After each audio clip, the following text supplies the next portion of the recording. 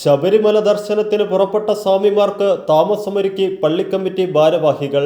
വിരാജപേട്ട താലൂക്കിലെ എടത്തറ ജുമാ മസ്ജിദ് കമ്മിറ്റി ഭാരവാഹികളാണ് ബലഗാവി ജില്ലയിൽ നിന്ന് ബൈക്കിൽ ശബരിമലയിലേക്ക് പുറപ്പെട്ട 5 സ്വാമിമാർക്ക് താമസത്തിനും പൂജയ്ക്കുമായി മദ്രസയിൽ സൗകര്യമേർപ്പെടുത്തി മതസൗഹാർദ്ദത്തിൻ്റെ പുതുമാതൃകയായത്.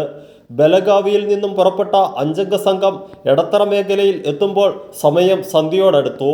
മഴയും ജനവാസം കുറഞ്ഞ വനമേഖലയും വന്യമൃഗശല്യ ഭീഷണിയും ഉള്ളതിനാൽ പള്ളി അധികൃതരോട് സഹായം അഭ്യർത്ഥിക്കുകയായിരുന്നു.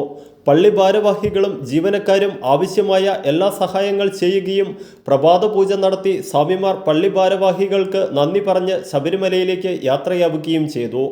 ഖത്തീബ് ഖമറുദ്ദീൻ അൻവാരി, പ്രസിഡന്റ് ഉസ്മാൻ, റഫീഖ് ദാരിമി, അഷറഫ് എന്നിവർ ചേർന്ന് സ്വാമിമാരെ സ്വീകരിച്ചു.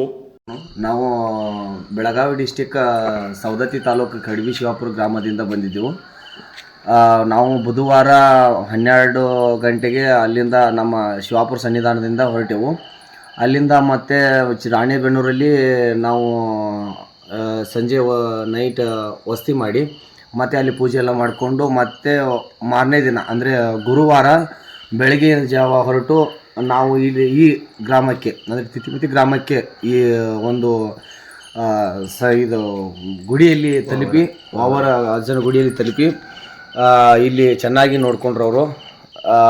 ಮತ್ತು ಒಳ್ಳೆಯ ಮಳೆ ತೊಂದರೆಯಿಂದ ಮತ್ತು ಹೋಗುವಾಗ ಕಾಡಲ್ಲಿ ಆನೆಗಳಿದೆ ಅಂತ ಕಾಟ ಇದೆ ಅಂತ ಅವರು ಮಾಸ್ಟರ್ ಹೇಳಿ ಎಲ್ಲ ಇಲ್ಲೇ ಇರಿಸ್ಕೊಂಡು ಒಳ್ಳೆಯದಾಗಿ ನೋಡಿಕೊಂಡ್ರು. ಮತ್ತು ಸ್ನಾನಗಿನ ಮಾಡೋಕ್ಕೆಲ್ಲ ಒಳ್ಳೇದಿತ್ತು. ಮತ್ತು ಪೂಜೆ ಎಲ್ಲ ಮಾಡಿ ಆಮೇಲೆ ಮತ್ತೆ ಇವಾಗ ಬೆಳಗಿನ ಜಾವ ಅಂದರೆ ಶುಕ್ರವಾರ 6 ಗಂಟೆಗೆ ಇಲ್ಲಿಂದ ಹೊರಡ್ತಾ ಇದ್ದೀವಿ. ಮಾಸ್ಟರ್ ಚೆನ್ನಾಗಿ ನೋಡಿಕೊಂಡ್ರು, ಒಳ್ಳೆಯದಾಯಿತು.